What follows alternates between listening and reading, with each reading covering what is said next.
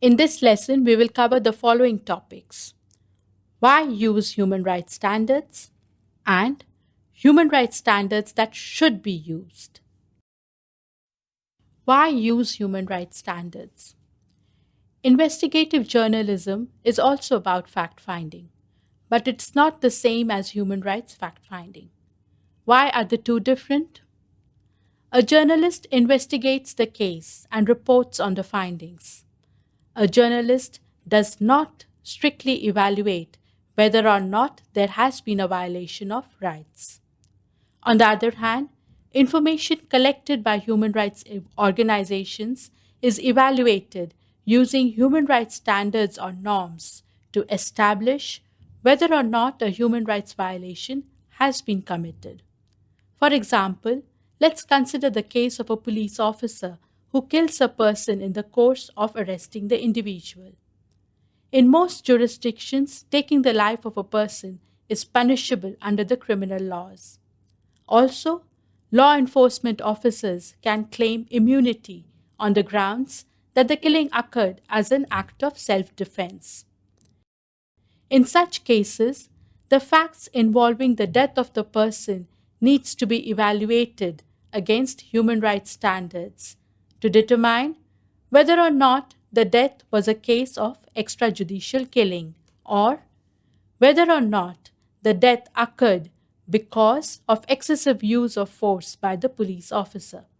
Such assessment is an integral part of human rights work.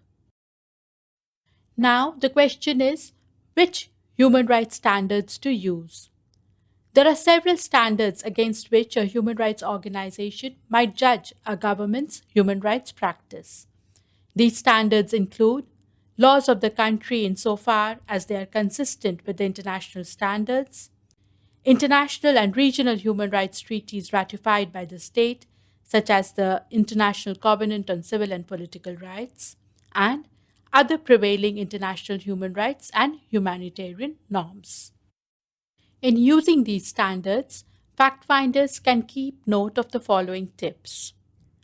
More than one standard can be used to evaluate in the monitoring work. For example, in a situation of internal armed conflict, both human rights and humanitarian laws could be used. National or international standards need not be used in a strictly judicial manner. Rather, these standards should be used as tools to establish whether or not there has been an occurrence of human rights violation. If the standards prescribed in domestic law are in conformity with the international human rights standards, then the domestic law can be used. However, if the domestic standards are not in compliance, then international standards should be used.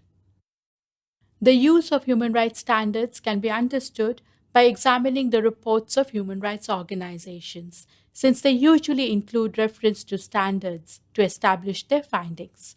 Some reports may not state overtly the standard that has been violated.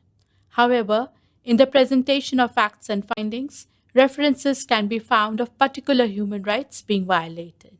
We will next review some such reports.